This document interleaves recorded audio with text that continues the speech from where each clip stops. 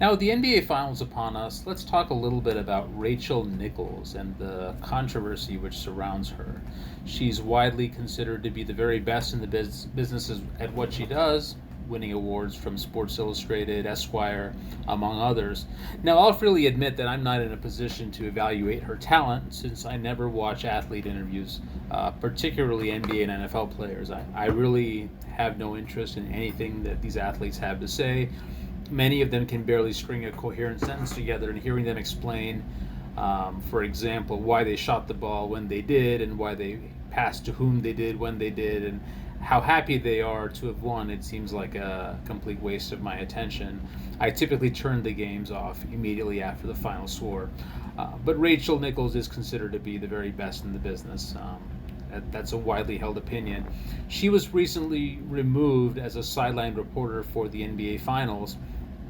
This was as a result of a conversation which took place last year, a private phone conversation between a sports agent and herself, where she made the fateful decision to criticize ESPN's decision to let Maria Taylor, who is black, appear on the NBA Countdown show, suggesting that the only reason that she was elevated to that role was because of ESPN's diversity policies rather than Taylor's talent.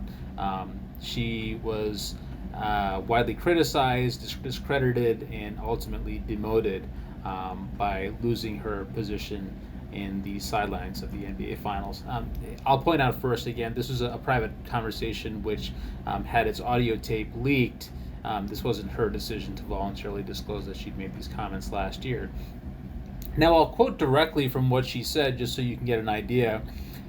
And I quote, "I wish Maria Taylor all the success in the world. She covers football, she covers basketball. If you need to give her more things to do because you are feeling pressure about your crappy long-term record on diversity, which, by the way, I know personally from the female side of it, like, go for it. Just find it somewhere else.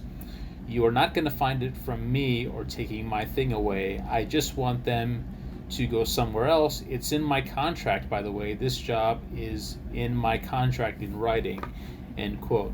Well, first, I'll just pause and say, wow, that sounds just like Ku Klux Klan level racism, doesn't it, guys? No. This story is, in fact, start to finish, very much an archetype of the woke leftist regime that we are currently ruled by. We live in 2021, where, of course, every single issue under the sun is about race. So let's set the stage here a little bit for this particular incident. The taping and dissemination of a private phone conversation. What are the ethics behind this? Now, this is in fact illegal in many states, which feature two-party consent laws. To summarize, this basically means that when you're having a private phone conversation, ostensibly with somebody else, both parties have to consent to be audio taped. And if you don't, you could be committing a civil violation, and in some states, actually a crime. Now, ESPN's excuse may be that she inadvertently left her microphone unmuted on a video call in her hotel room, but this goes very much against the spirit of the law. And the question, even more broadly, that we should ask ourselves is, can we or should we be punished by our employer for simply exercising our right to free speech and sharing our private thoughts with one other person? You may reflect, have you ever complained to your friends or family about your boss or about other employees being promoted unfairly in your view? I think virtually everybody has done that at some time. And I guess the question I would ask ESPN is the issue that Ms. Nichols had these opinions, or that she simply chose to share them privately with one other person. She didn't go public with her concerns, which under civil rights law, she actually has every right as a whistleblower to do.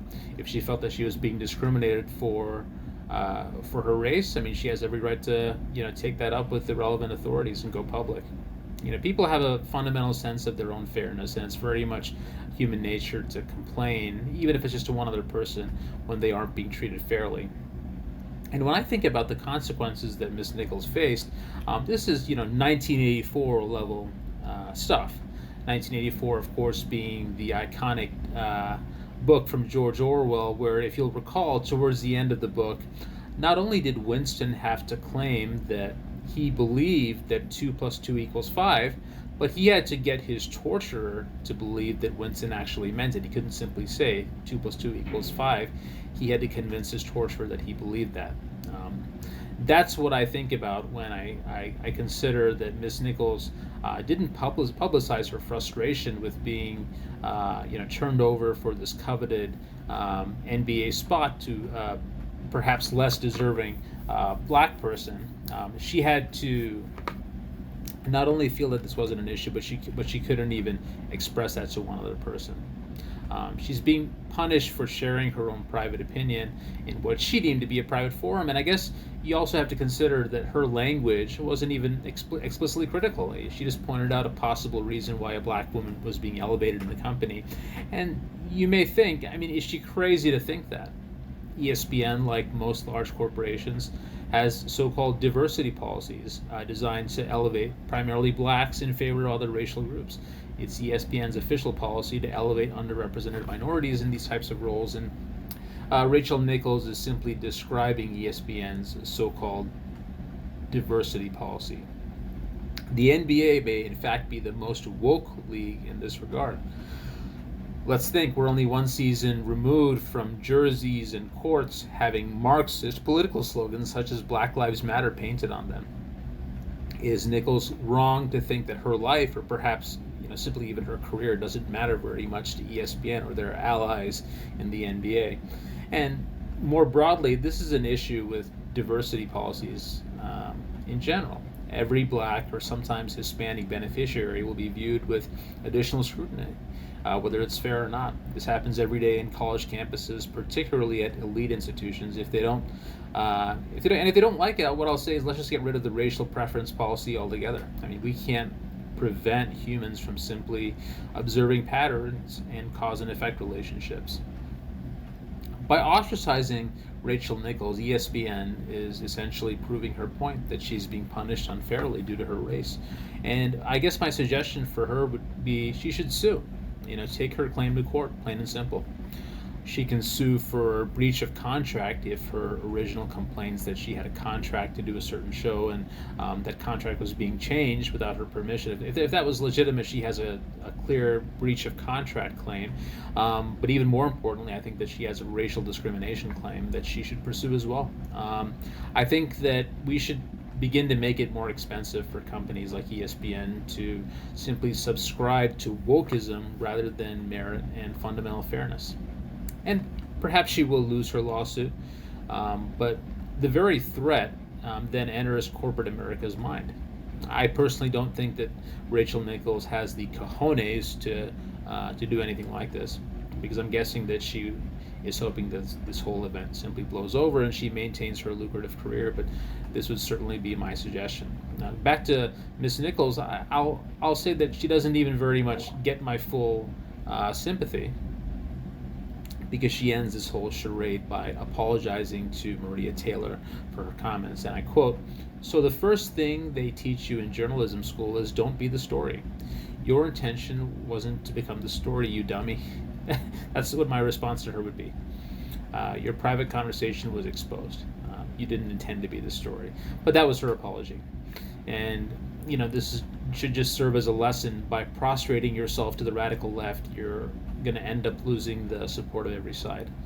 No one believes that you're truly sorry, and those that would have supported you just think you're a coward.